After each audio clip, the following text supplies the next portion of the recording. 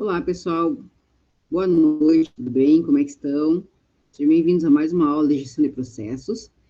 Hoje, então, a gente vai dar uma continuidade à nossa última aula, né? Lembra que nós conversamos sobre análise de redes sociais nas organizações? Então, o contexto de hoje, ele ainda segue naquela mesma lógica, de trabalhar as redes, de trabalhar as díades e as tríades, que são elementos que compõem a rede como um todo. As díades é a junção de dois elementos, de dois atores dentro da rede, e as tríades de três atores. Cada uma dessas díades ou tríades, ou seja, configurações de rede de cooperação, elas trazem elementos diferentes para o entendimento do funcionamento da rede como um todo. Aí, consequentemente, o impacto dos resultados dessa organização. Então, agora, eu vou me aproximar um pouco mais da câmera para o som ficar mais legível para vocês, mais claro. Então, hoje a nossa aula, então, é para falar sobre a cooperação por meio das díades e tríades. Só para relembrar, então, né, o que é uma díade? É uma relação existente entre dois atores. Aqui é o Teobaldo e a Sofia. E uma tríade é uma relação entre três pessoas. Podem ser pessoas, podem ser objetos, podem ser empresas, podem ser grupos de pessoas, podem ser o que for, pode ser países, escolas, enfim, podem ser cidades. Isso vai depender do objeto de estudo que vocês estão analisando. Neste caso da nossa disciplina, serão entendidos como empresas, tá? Empresa 1, empresa 2, empresa 1, 2 e 3, tá bom? Então, na aula de hoje, nós vamos nós vamos detalhar, né, essas três formas mais comuns de díades e tríades e a sua aplicação no contexto das organizações. Então, começando pela díade, né? As díades, elas são relações interorganizacionais que ocorrem entre duas organizações. Ponto. Então, a gente tem dois nós aqui, né, como nós vimos na aula passada, ou seja, dois atores interligados por uma aresta, por uma ligação, que representa um valor em si, que pode ser monetário, vai representar as transações que são feitas entre esses dois atores, certo?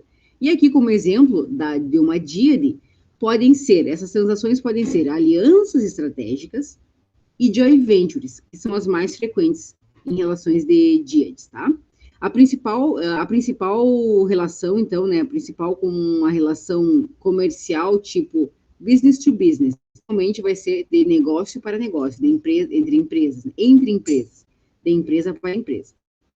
Está no estabelecimento de relações que apresentem um interesse comum, com níveis de interdependência e que buscam alcançar um ganho coletivo que não seria possível atuando de forma individual. Essa é a base de toda relação de cooperação, né? As empresas, elas chegam à conclusão de que elas não conseguirão atingir os seus objetivos sozinhas, então elas passam a estabelecer parcerias, atividades de cooperação, alianças, para poderem alcançar, então, esses objetivos, certo?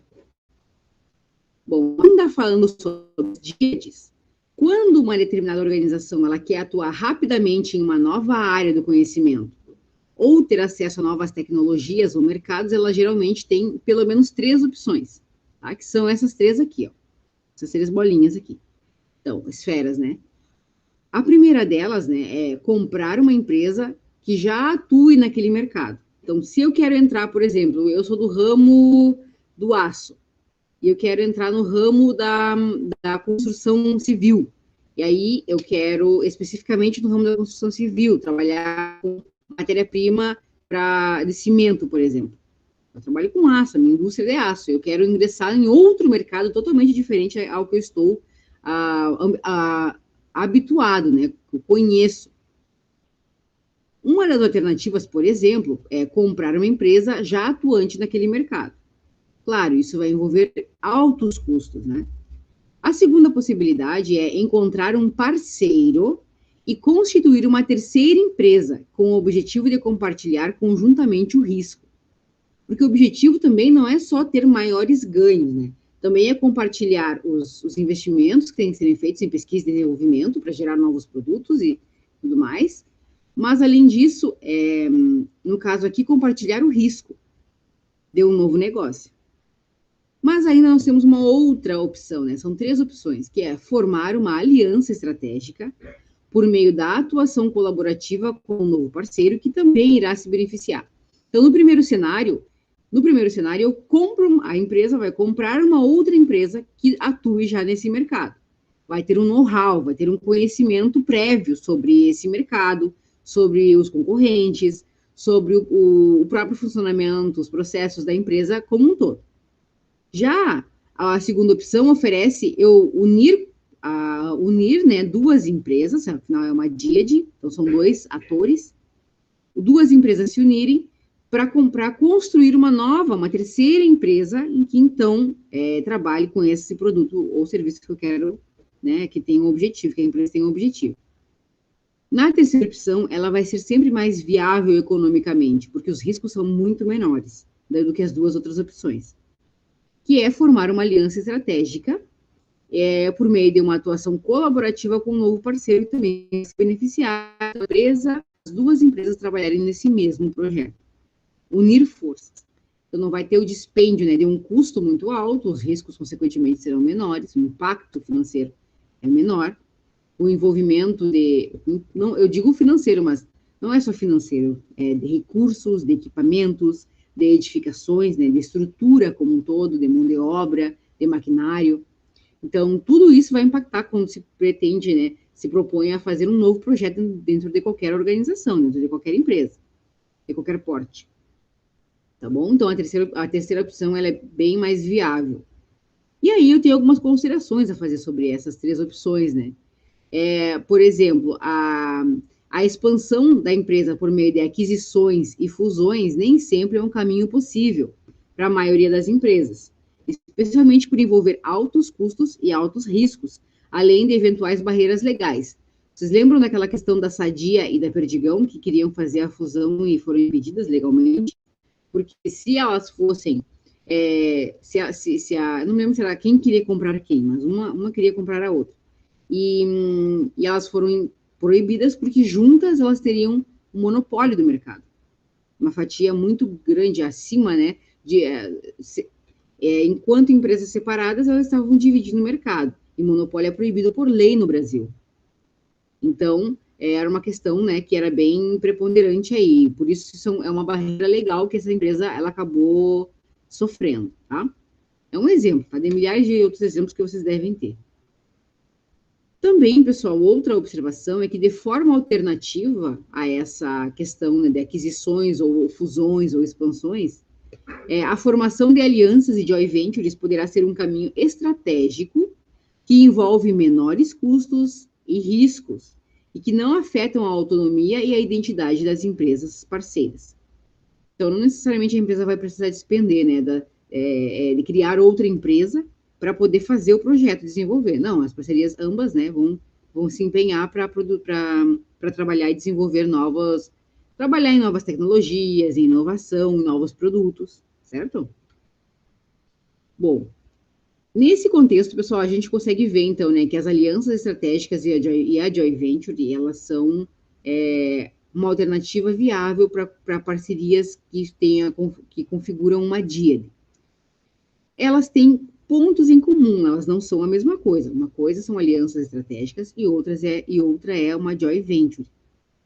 Mas elas têm pontos em comuns. Por exemplo, ambas elas são governadas por instrumentos contratuais. Não são relações de cooperação informais, elas são formais, estabelecidas por meio de um contrato, por meio de um estatuto, algum documento oficial que é assinado, né, um termo de compromisso de ambas as partes.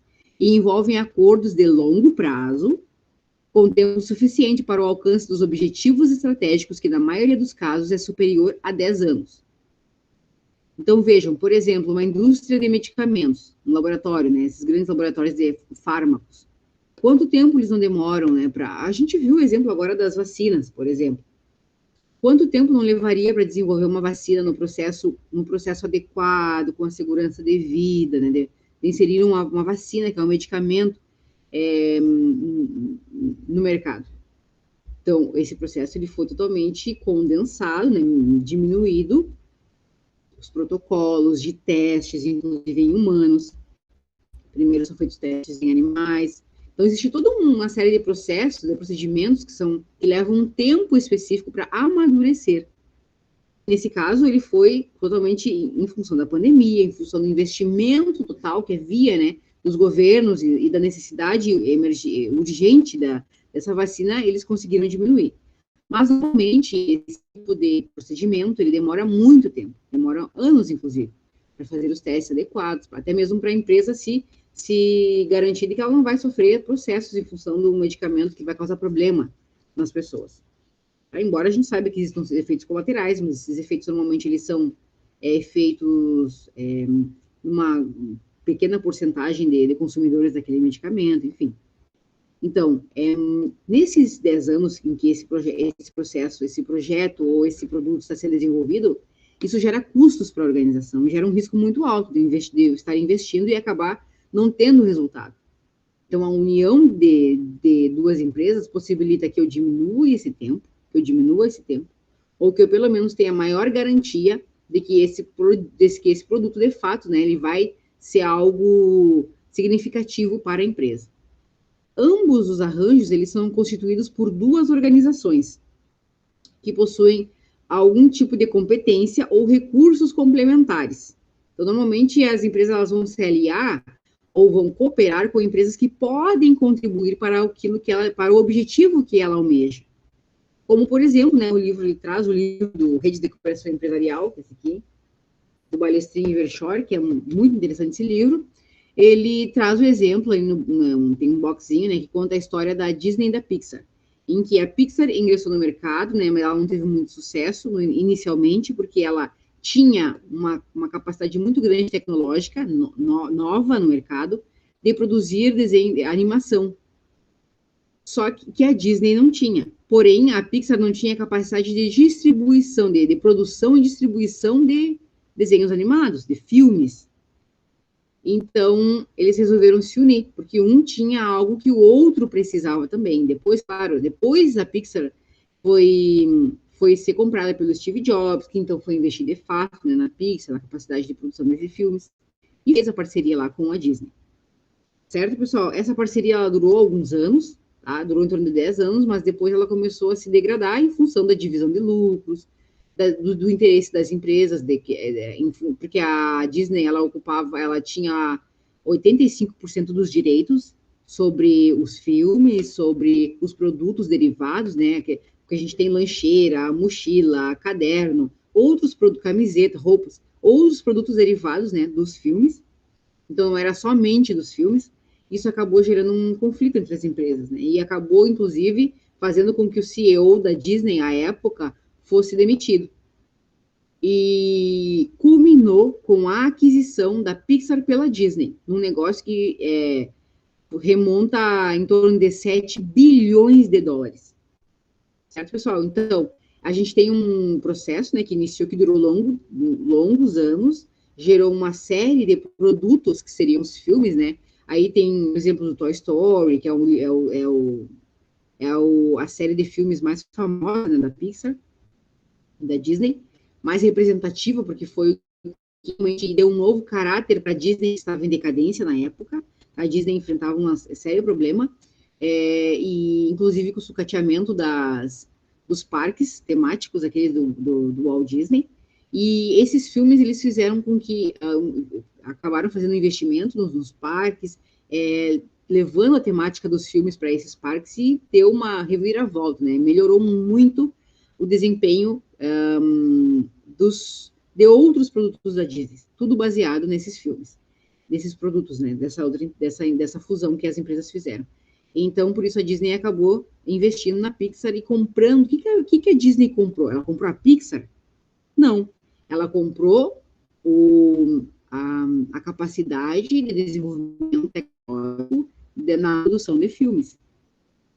E ambas tinham, cada uma entrou, né, com algum recurso complementar nessa relação, nessa dia entre essas duas empresas, certo? É um exemplo bem clássico e muito interessante nós observarmos, né? Porque cada uma tinha o seu ponto a oferecer e ambas ganharam muito com isso, tá? Então, aqui, bom, esse slide aqui é um trechinho do livro, tá? Que comenta justamente isso. Comenta a questão que as duas companhias, elas possuíam competências, né? Que uma necessitava. que a outra necessitava. Então, elas decidiram unir esforços. Acabei de comentar com vocês, tá, pessoal? Então, dessa maneira, nós temos formas de alianças estratégicas específicas.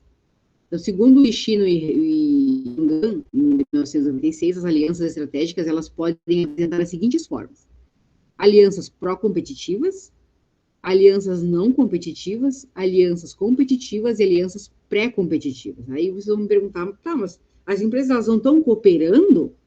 Então elas cooperam e também são competitivas ao mesmo tempo? Sim.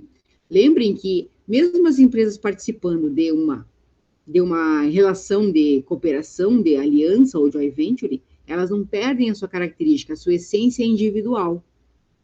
Então, elas estão cooperando para um determinado objetivo da organização, específico.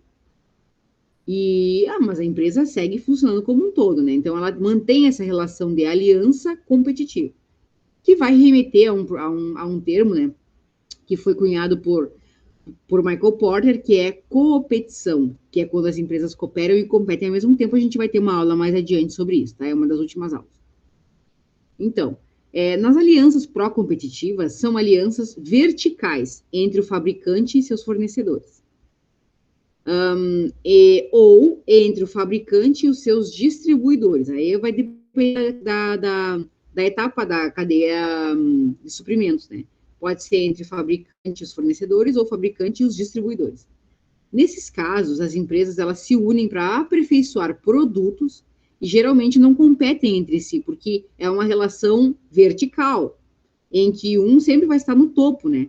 No caso, é uma relação hierárquica, um depende do outro, não hierárquica no sentido formal, né? De uma empresa com o chefe, depois as outras pessoas, as outras cadeias de comando que vem abaixo. Mas uma relação hierárquica no sentido de que o fabricante ele necessita do fornecedor, obrigatoriamente. Mas o fabricante tem um padrão de qualidade, ele tem um padrão de conformidade dos seus produtos. Então, isso precisa estar alinhado com o meu fornecedor, porque ele precisa me fornecer uma matéria-prima, informação, tecnologia suficientes para que eu possa desenvolver as minhas atividades. Por isso que é uma aliança pró-competitiva, né? Eles se unem para, então, atingir o objetivo final da empresa. Alianças, e todos ganham, né? Sempre, já vimos isso na aula, é uma relação ganha-ganha. Não pode ser uma relação em que um ganha e o outro perde. Isso não é uma relação de cooperação. Tá? Isso é uma relação de competitividade tradicional de mercado. Alianças não competitivas é quando as empresas elas desenvolvem o mesmo tipo de negócio, mas nem por isso elas se veem como fortes concorrentes entre si. São alianças em que não há concorrência entre as partes, mas ao contrário, das competitivas exige alto grau de interação. Ou seja, elas desenvolvem o mesmo tipo de negócio, existe uma relação de cooperação, porque elas estão trabalhando em prol de algum objetivo específico da empresa, e exige comunicação. Esse grau de interação é comunicação, troca de informação e conhecimento entre as empresas. É, pessoal? Por isso são alianças que não são competitivas, embora sejam empresas que sejam, cada uma tem a sua característica, sejam empresas individuais. As alianças competitivas, nesse caso, né, serão competitivas. Apesar das empresas que adotam essa estratégia serem concorrentes diretas, formam alianças com alto grau de interação também. A possibilidade de aprendizado, ganho de escala e redução de risco e custos são as principais interações dos gestores das alianças competitivas. Esse é o modelo mais tradicional que nós encontramos, né? Quando as empresas elas se juntam, elas se unem em prol de um objetivo, e aí elas compartilham conhecimento, elas compartilham ali, elas dividem também, né? Aprendizado, reduzem os riscos, então exige também um alto grau de competição, mas de interação, exige um alto grau de interação, mas existe uma competitividade nesse tá? As alianças pré-competitivas, elas são formadas por empresas que não competem entre si num primeiro momento, em baixo grau de interação. Ao atingir o objetivo da aliança, as empresas passarão a fabricar e comercializar o produto gerado independentemente. Então, aqui nessas alianças pré-competitivas, é porque a relação de aliança ela vai se dar no momento da produção, da fabricação dessa nova tecnologia ou desse produto. Depois que esse produto já está desenvolvido, é cada um por si. Por isso ela é pré-competitiva. Certo, pessoal? Então, essas são formas de alianças estratégicas que nós conseguimos perceber que as organizações elas desempenham. Aí isso tudo pode estar compactuado por meio de contrato, ou muitas vezes pode acontecer como a Pixar ali, estava tudo contratualizado, mas a relação entre as pessoas ela foi se degradando ao longo do tempo, em função de interesses e em função também da Pixar, no caso, né, se sentir prejudicada nessa relação de cooperação. Ela já achava que ganhava menos, que precisava ganhar mais, certo? Mais que a Disney, no caso. E aí acabou que culminou na compra de uma empresa pela outra. E é um de muitos exemplos, né? Nós temos, por exemplo, a Sony e a... É a Sony e a Samsung, eu acho que já disse esse exemplo para vocês, né? A Sony e a Samsung se juntaram para desenvolver uma tecnologia que superasse a tecnologia das TVs LCDs da LG. E aí, o que acabou acontecendo? Eles conseguiram desenvolver a tecnologia, só que depois, no final de todo esse processo, a Sony comprou a parte da Samsung que desenvolvia essa tecnologia, para ficar somente com ela, essa tecnologia, certo? Então, isso vai depender muito do interesse que as empresas têm, né, em manter uma tecnologia, em manter, ou pelo menos conservar esse conhecimento, esse desenvolvimento de tecnologia que foi trabalhado, que se perdeu tempo, que se investiu durante um período de tempo. Dentro dessa questão das parcerias, de alianças estratégicas, pessoal, a gente tem o Cummins e o Holmberg, 2012, eles apresentam dimensões que devem ser consideradas para a seleção de empresas parceiras. Então, vocês como administradores lá, no momento que tiverem que estabelecer uma joint venture ou uma aliança estratégica, existem aspectos que vocês devem observar na outra empresa, na empresa que pode vir a ser parceira de vocês, que são atividade relacionada, parceria relacionada, aprendizagem relacionada e risco relacionado. A gente vai ver o que é cada um deles mais claramente, tá? A atividade relacionada refere-se a atividades específicas em que uma aliança ou joint venture será formada, considerando que as empresas elas podem obter vantagens de sinergia, combinando recursos complementares e competências entre as empresas parceiras, que é o caso da Disney e da Pixar. Cada uma tinha algo a oferecer para essa parceria poder dar certo. Sem uma sem a outra não teria condições de chegar ao resultado que eles chegaram, certo? Então essa é a percepção de valor, a dimensão que nós temos em relação à atividade que vai ser desenvolvida a partir dos conhecimentos ou da agregação de valor de cada uma das empresas. Depois a gente tem a parceria relacionada, e diz que o sucesso de uma aliança ou joint venture depende de um efetivo e eficiente alinhamento entre os parceiros envolvidos. Mesmo que uma perfeita equivalência de benefícios mútuos seja quase impossível, porém, algumas formas de reciprocidade devem existir. Ou seja, os parceiros eles precisam estar alinhados no objetivo fim dessa parceria. E aí vai entrar aquelas questões da teoria das firmas que eu falei para vocês, né? Que, por exemplo, essa relação ela precisa ser livre de oportunismo, livre de egoísmo, livre de algumas questões não profissionais que comprometem a relação de cooperação. No momento em que as empresas elas se dispõem a trabalhar de maneira cooperativa, elas precisam dar a cada uma a sua contrapartida. Não necessariamente pode ser igual à atividade relacionada, em que cada uma contribui com alguma coisa. Pode ser, por exemplo, a fabricação de um carro, um design, uma tecnologia de motor diferente, uma cor. Vai depender muito do objetivo fim da empresa, né, da atividade fim da empresa. Mas isso precisa ser observado. Essa relação, né, de confiança entre as empresas precisa existir. E é isso que trata a parceria relacionada, tá? Ambas empresas vão ganhar com isso. Então, isso precisa estar bem claro, né? O comprometimento de cada uma das organizações. A aprendizagem relacionada, né, tem a ver com relação a que a maioria das empresas elas envolvem algum grau de aprendizagem entre os parceiros como um importante elemento no seu projeto. Em muitas alianças, as organizações falham ao adquirirem ou compartilhar efetivamente o conhecimento. Pesquisas apontam que gestores podem falhar para avaliar adequadamente o conhecimento necessário para a aprendizagem completa, mesmo quando eles tomam posse da fonte do conhecimento. Então, pessoal, aqui a questão da aprendizagem tem muito a ver com aquela questão anterior da parceria. No momento em que se estabelece uma relação de cooperação, é implícito, que vai haver uma troca de conhecimento. É necessário que as duas empresas abram as suas portas e falem, né, relacionadas ao produto que está sendo desenvolvido, que está em questão na aliança, né? Não é sobre tudo da empresa, é sobre aquilo que está relacionado à aliança ou joint venture em questão, certo? Mas essa troca de informação, de conhecimento, ela precisa acontecer. E muitas vezes ela acontece distorcida ou acontece demais e acabam acontecendo, né, situações erradas. Normalmente isso vai ser positivo, quando a empresa ela consegue proporcionar um determinado tipo de conhecimento para o grupo, e o grupo, então, passa a pensar de maneira um pouco mais evoluída, né, com maior conhecimento. Nós temos também a questão do risco relacionado. E aí vai ser o risco relacionado às próprias ações, né, desenvolvidas pelas empresas. Os riscos da parceria, eles contemplam aspectos ligados ao desempenho, pois alianças e joint ventures podem ser criadas baseadas em metas de desempenho irrealistas.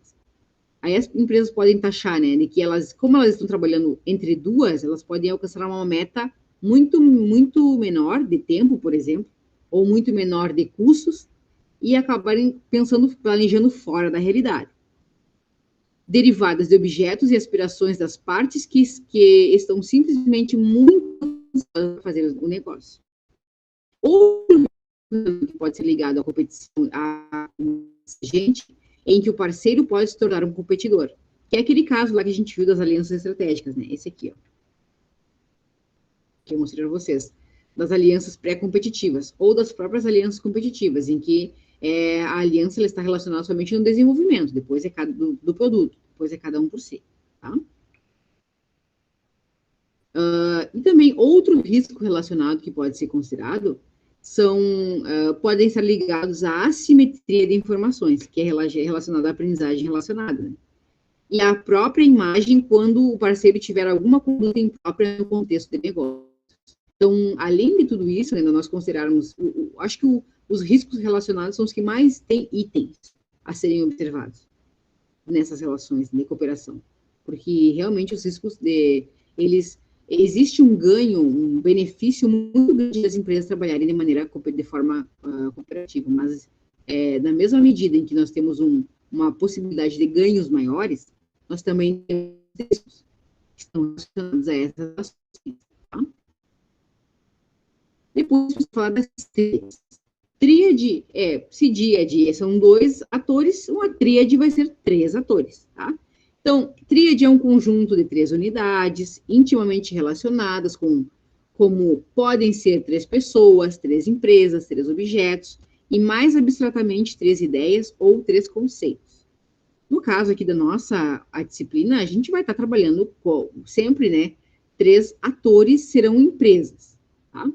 George Simmon foi um sociólogo alemão, foi quem apontou a relevância desse terceiro ator, desse terceiro elemento nessa relação entre as empresas, e analisou as diferenças fundamentais entre díades e tríades, ou seja, ele analisou que quando as empresas estão num formato de rede em díade, ou seja, 2 empresas, as relações se dão em determinado caráter. Já quando ela se dá em tríade, ou seja, tem mais um elemento nesse jogo, esses players, né, esses jogadores, eles acabam tendo atitudes diferentes. As relações, lembram aqui que eu falei para vocês que essas arestas aqui, elas são relações, elas têm um valor agregado aqui, que é trocado entre essas empresas. E esse valor, ele pode ter um valor totalmente diferente do que aquele assumido lá na díade, de aliança estratégica ou joint venture, tá? Aqui vai ter uma outra configuração. E os atores passam a ter papéis diferentes dentro da rede. Não vai ser só uma relação de uma empresa com outra empresa e tentando atingir um objetivo, uma meta, criar um produto ou um serviço específico, ou uma tecnologia, uma inovação. Cada um desses aqui vai assumir papéis diferentes e a gente vai ver quais são. E só aqui para comentar Essa figura aqui é uma tríade com um buraco estrutural, que a gente já viu na última aula, tá? Que é quando eu tenho 3 atores, mas não existe uma relação entre 2 atores, ou 2 clusters, né, que seriam agrupamentos de atores, que aí é num contexto de uma rede maior. Então, aqui eu tenho, se eu não tenho ligação entre o B e o C, o A está intermediando a relação entre a empresa B e a empresa C. Então, o A tem um papel diferente aqui, ele não vai ter um papel igual lá na díade, tá? E já quando eu tenho também uma tríade sem buraco estrutural, quer dizer que eu tenho aqui, eu não vou ter intermediação, mas os atores, as empresas, elas vão passar a ter papéis diferentes. Então, tudo vai depender da configuração da rede, como ela está estabelecida. Lembrando que um buraco estrutural, ele representa uma oportunidade de uma empresa que já faz parte dessa rede assumir esse papel aqui. Tá? E de obter ganhos ao desempenhar esse papel de relação entre entre a empresa B e a C. Então, a abordagem de Burt, né, em 1992, para buracos estruturais, é de que a competição e a cooperação, elas ocorrem quando os players, que é a linguagem utilizada, né, que seriam cada uma dos atores ou das empresas, tem relações estabelecidas com outros. Conforme as conexões se formam entre os jogadores, buracos estruturais se abrem ou se fecham. Então, essa rede ela é dinâmica, ela não é estática. Ela não é assim, por exemplo, existe um buraco estrutural, isso que não vai ser suprido, não vai ser relativizado. Não, pode haver. Isso vai depender das relações que se dão entre as empresas e da evolução dessas relações ao longo do tempo, tá? Do posicionamento de mercado que essas empresas vão assumir dentro dessa rede, dentro dessa tríade, tá bom? Os buracos estruturais, eles representam, então, oportunidades de acesso à informação e de controle da própria rede. Jogadores com melhores conexões conseguem se posicionar nos buracos estruturais existentes entre 2 atores. Tá? Isso pode vir a acontecer ou não, não é uma regra, tá?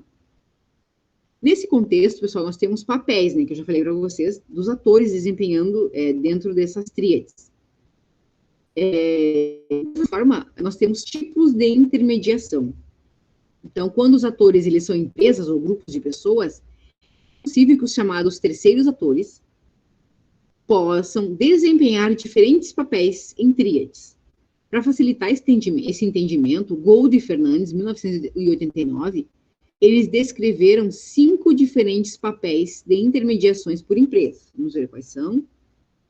São estes aqui: de coordenador, gatekeeper, representante, consultor e conector. Isso tudo vai depender. Como é que eu sei?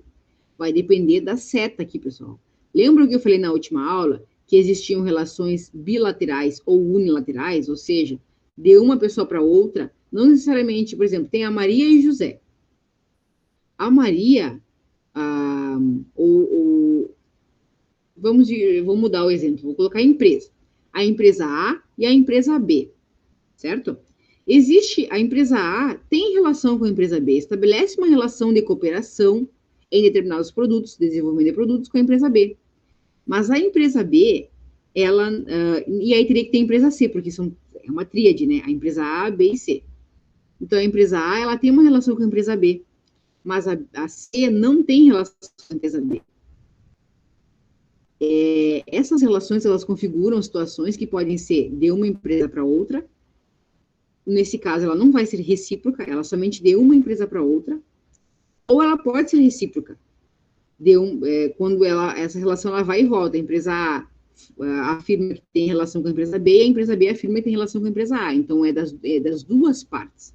Aí ela é bilateral, ela é dos dois lados, ela é recíproca. Se ela é unilateral, é só de uma empresa para a outra, de um lado para o outro. Isso tudo influencia a posição, o significado ou a atuação desse ator dentro da rede. E aí eles podem acionar, né, podem desenvolver algum desses 5 tipos de papéis aqui, de tipos de intermediação na rede. Então, o A, que é o tipo de intermediação coordenador, é quando o terceiro ator, ele age para reforçar a interação entre as empresas. Então, ele reforça uma relação positiva de interação entre as empresas, certo? Então, por exemplo, aqui eu tenho esses 2 nós, Esse nó aqui, ele acaba fazendo esse reforço de interação entre esses dois nós que não estão conectados, certo? Depois eu tenho o gatekeeper aqui, que é o B, é o terceiro setor, tem o poder de decidir se repassa ou não uma informação ou oportunidade de uma empresa para outra. Então, ele pode decidir, aqui ele recebe essa informação, mas ele pode decidir se repassa ou não para a próxima empresa, certo? Depois eu tenho aqui o representante. O representante é o C, né, que é o terceiro ator, ele age de forma oposta ao gatekeeper, pois o seu interesse é divulgar e passar adiante uma informação ou oportunidade, e não suprimi-la, não barrá-la, tá? O consultor, que é a D, a função principal desse ator, desse terceiro ator, é a mediação das possíveis relações empresariais. Eu não sou de relações já existentes, são de possíveis relações que podem vir a acontecer. E o conector se assemelha muito com a ação de um corretor, cujo ganho se dá com a ligação dos outros dois atores. Então, ele une, né, os outros dois atores. Não é como o primeiro, né, que ele reforça a interação. O conector, ele une de fato, né? É uma relação que vocês conseguem ver aqui que ela é recíproca entre todos os atores, tá? Entre o A com B e o A com C. E isso acaba reforçando a relação da rede como um todo, conectando esses atores de maneira efetiva. Certo, pessoal? Era isso, então, por hoje. Eu espero que vocês entendam um pouquinho, né, mais sobre o universo das relações, né, o que é uma estratégia, uma aliança estratégica, o que é uma joint venture, por que elas são relações formais, contratualizadas, por meio, né, de contratos, de estatutos estabelecidos entre as empresas. Ao mesmo tempo, entender que quando eu tenho dois atores numa rede, numa relação, eu tenho um tipo específico de relação entre essas empresas. Quando eu tenho mais a soma, né, o acréscimo de mais um elemento, um simples elemento nessa relação, a configuração das relações ela muda totalmente. Porque vai envolver mais um grupo de pessoas ali, mais uma empresa, mais um ator que também quer ganhar, também quer participar dessa relação de cooperação entre essas empresas. Certo? Que vai contribuir da maneira que ele achar mais conveniente. Pode ser alguma daquelas 5 formas ali que a gente acabou de ver. Certo, pessoal? Era isso por hoje, então.